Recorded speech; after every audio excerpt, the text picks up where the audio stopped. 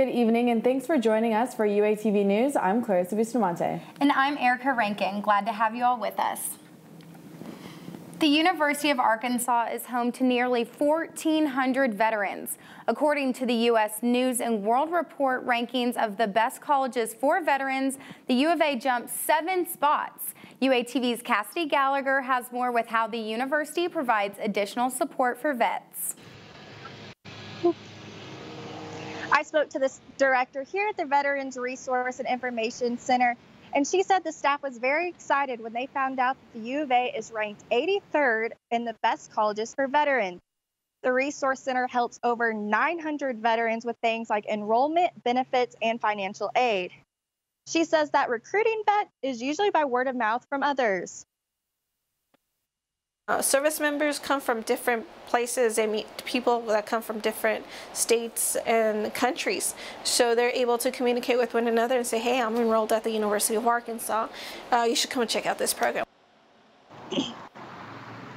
The Resource Center will be starting a mentorship program in the spring to help connect veterans with professionals in their future career field. And she says in the next 3 years that their goal is to help with retention rates and graduation rates. Reporting live on campus for UATV, I'm Cassidy Gallagher.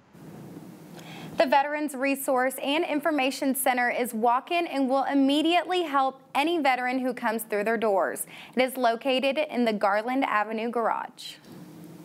President Trump began a full frontal assault against the NFL and its players who refused to stand during the national anthem. On Sunday, several players took a knee during the national anthem, which has been ongoing since last year. President Trump took to Twitter to vent his frustrations toward the league. He said, if a player wants to make millions of dollars in the NFL or other leagues, he or she should not be allowed to disrespect our great American flag or country and should stand for the national anthem. If not, you're fired. Find something else to do. Trump said that he didn't watch the games this weekend, but believed there is a tremendous solidarity for the flag. For those of you who remember when the kneeling began last year, you may recall the Arkansas women's basketball team took part in it as well. Before an exhibition game, 6 players took a knee. This season, only 1 of those players remain on the team, and they have a new coach as well. It remains to be seen if the kneeling will reach further into college athletics. 60 years ago, 9 black students were escorted by federal troops in Little Rock inside Central High School. This weekend marked the anniversary of integrating the school. Former President Bill Clinton says, we are now living in a world where we are revisiting the original things that tore this country apart in the civil rights movement. Well, Bill Clinton flew in from New York to speak about the Little Rock 9, and it seems that with him, he brought some nicer weather. He sure did. Let's send it over to Seth for our weekly weather update. Seth?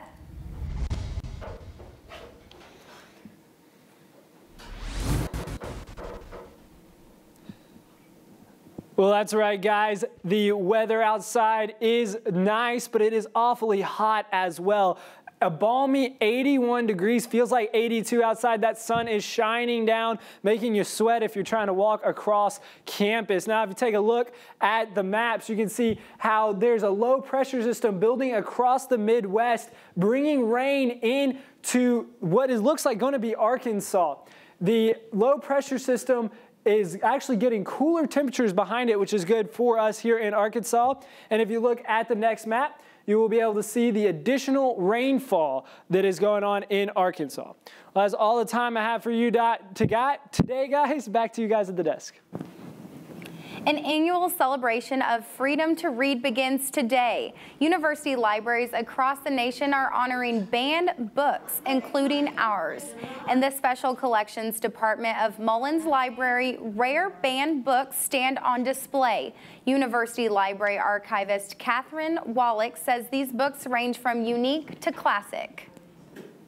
It just gives us a chance to call attention to these things. Some of them are beautiful, beautiful books. Some are newer than others, or recent acquisitions, and we get to showcase them.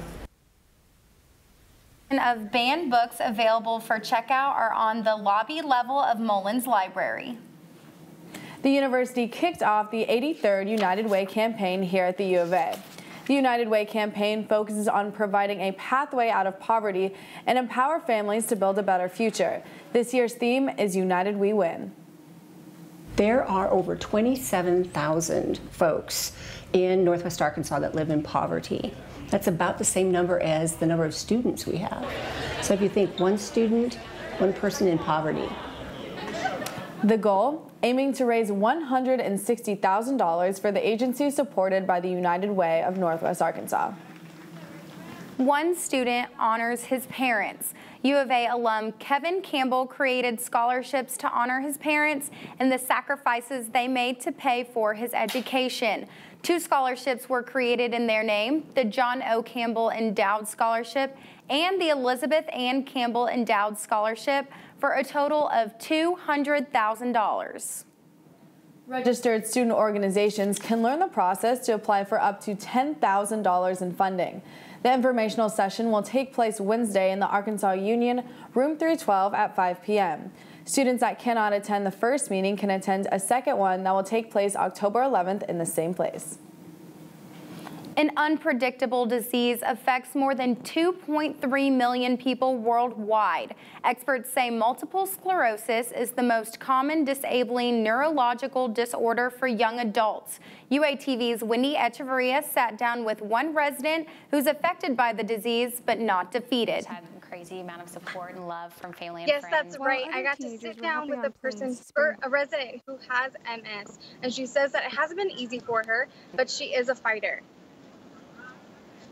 I just had a crazy amount of support and love from family and friends. While other teenagers were hopping on planes to spring break or visiting universities, Channing Barker was traveling to New York to get a diagnosis which would change her life. Barker says it all started one day when she couldn't feel the right side of her body. I didn't know what to think. When you all of a sudden can't feel parts of your body, or you can't walk straight, or your balance is completely off, when it's all I've known for 16 years of my life. Barker says she was in and out of hospitals. She says they gave her several diagnoses before determining what was causing the problem. When the doctors told me that I had MS, I was actually so excited because I'd been walking around, barely walking. Multiple sclerosis, also called MS, is a chronic disease where the immune system eats away the protective covering of the nerves. Barker says the diagnosis isn't stopping her from living her life to the fullest. It's not going to stop me from pursuing my dreams. It's going to, if anything, make me work harder.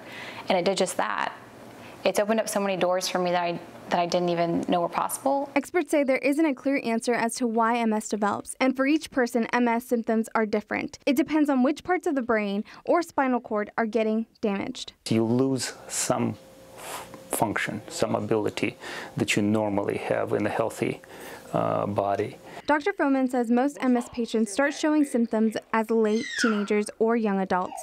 And even though MS is considered a chronic disease with no cure yet, experts say treatment can help slow down the progress of the disorder. Barker says the treatments have helped her and given her hope that she will one day live in a world free of MS. If I let this disease just take hold of me and just, let it attack me, I wouldn't be sitting on this couch today. But I also wouldn't have the wonderful friendships that I've had and the openness and the vulnerability that's come into my life because I've been able to share this.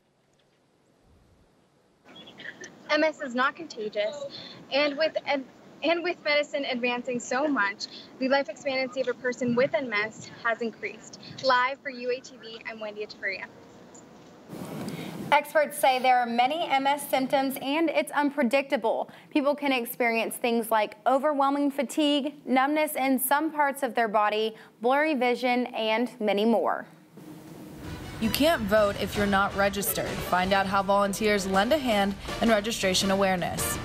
The travel ban continues to unravel. Hear about how students on campus are affected.